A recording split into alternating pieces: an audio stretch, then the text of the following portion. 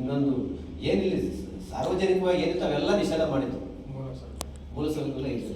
ಇಂಥ ಇದರಲ್ಲಿ ಬಾಬಾ ಸಾಹೇಬ್ ಅಂಬೇಡ್ಕರ್ ಅವರು ನಾವು ಈ ಥರ ಪರಿಸ್ಥಿತಿಯಲ್ಲಿ ನಾವು ಹೋಗ್ತಾ ಇದ್ದಾರೆ ನಮ್ಮ ಜನ.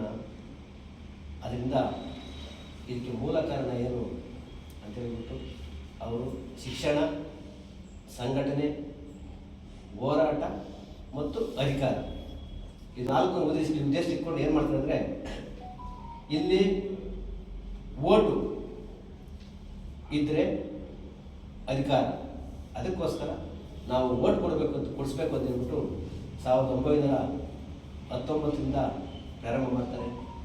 ಓಟ್ ಬೇಕು ಅಂತ ಇಲ್ಲಿರ್ತಕ್ಕಂಥ, ಅವಾಗ ಇದ್ದಿದ್ದು ಯಾಕಂದರೆ ಓಟು ಇಲ್ಲಿರ್ತಕ್ಕಂಥ ಯಾರು ಕಂದಾಯ ಕಟ್ತಾರೆ, ಜಮೀನು ಕಂದಾಯ, ಅಂಥವರಿಗೆ ಓಟಕ್ಕಿತ್ತು. ಯಾರು ಡಬಲ್ ಡಿಗ್ರಿ ಓದಿರ್ತಾರೆ, ವಿದ್ಯಾಭ್ಯಾಸ ಮಾಡಿರ್ತಾರೆ, ಅವರಿಗೆ ಒಂದು ಓಟಿತ್ತು. ಯಾರು ದುಡ್ಡು ಜಾಸ್ತಿ ಇದೆ, ಇನ್ಕಮ್ ಟ್ಯಾಕ್ಸ್ ಕಟ್ತಾರೆ, ಅಂಥವ್ರಿಗೆ ಈ 3 ವರ್ಗದವ್ರಿಗಿತ್ತು. ಈ 3 ವರ್ಗದವರಿಗೆ ಅಂದರೆ ಈ 3 ಜನರಿಗಿತ್ತು ಅಂದರೆ ಅವರು ಪ್ರಬಲವಾಗಿದ್ದ ಅಂದರೆ ಅವ್ರಿಗೆಲ್ಲ ಅನುಕೂಲವಾಗಿದ್ದರು, ಅಂತ ಮಾತ್ರ ಓಟಿತ್ತು.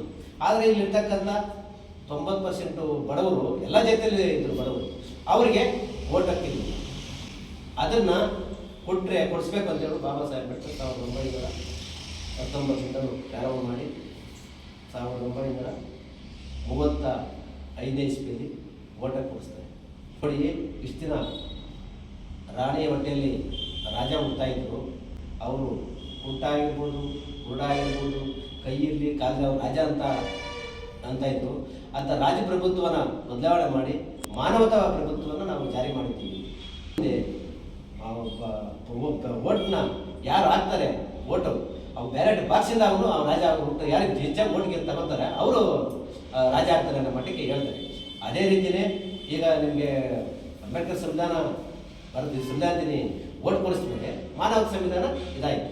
ಅದ್ರ ಮೇಲೆ ಹಾಗೆ ಬರ್ತಾ ಬಾಬಾ ಸಾಹೇಬ್ ಅಂಬೇಡ್ಕರ್ ಅವರು ಇಲ್ಲಿ ಅದೇ ಸಂದರ್ಭದಲ್ಲಿ ನಾವು ಅಧಿಕಾರ ಆಗಬೇಕು ಅಂತ ಹೇಳ್ಬಿಟ್ಟು ಅಧಿಕಾರ ಮಾಡಬೇಕು, ನಾವು ಈ ದೇಶನ, ಈ ರಾಜ್ಯನ ಆಳಬೇಕು. ಯಾಕಂದರೆ ಈ ದೇಶದ ಸಾವಿರಾರು ಜಾತಿಗಳು ಇದೆ. ಆಮೇಲೆ ಇಲ್ಲಿ ಕೇವಲ ಒಂದು ಧರ್ಮ ಅನ್ನೋರಿದ್ದಾರೆ, ಅವರು ಅಧಿಕಾರ ಆಡ್ತಾ ಇದ್ದಾರೆ. ಇನ್ನು ಮಿಕ್ಕಿದವರಿಗೆ ಅಧಿಕಾರನೇ ಇಲ್ಲ. ಅವ್ರು ಹೇಳ್ದಂಗೆ ನಡೀತಾ ಇರೋದು ಅನ್ನೋ ಮಟ್ಟಿಗೆ ಹೇಳಿದಾಗ ಅದನ್ನು ಬದಲಾವಣೆ ಮಾಡಬೇಕು.